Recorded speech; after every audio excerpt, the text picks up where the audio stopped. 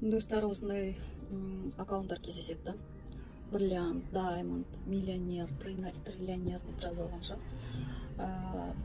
Ең бірінші адам өзін миллионер қылып немесе бриллиант қылып көру үшін адам өзінің собственный атын қабылдап үйрену керек.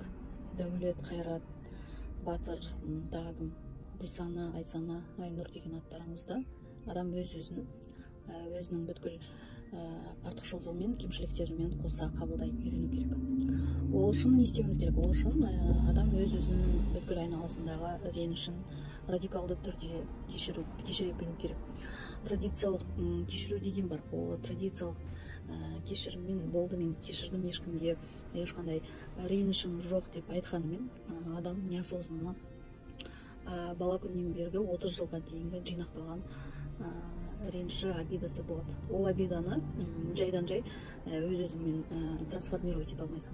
Оның белгілі бір өзінің қағидалары бар.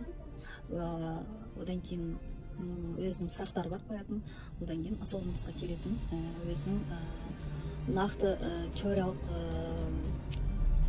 анықтамасы бар. Сол теориялық анықтамалар мен сол тақырыпта талқылауларға қатысамын десеңіз, менің профилімдағы сілтемемен топқа қосылсаңыздар болады.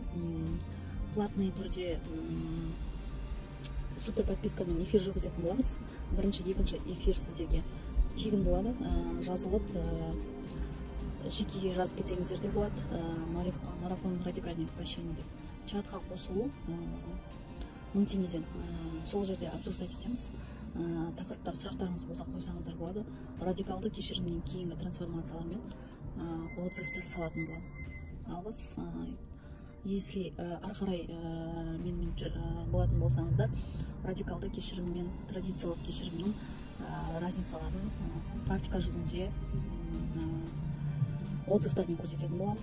Өзімнің басымнан өткен радикалды кешірімнен кейінгі трансформацияларды да айта өтетін боламын.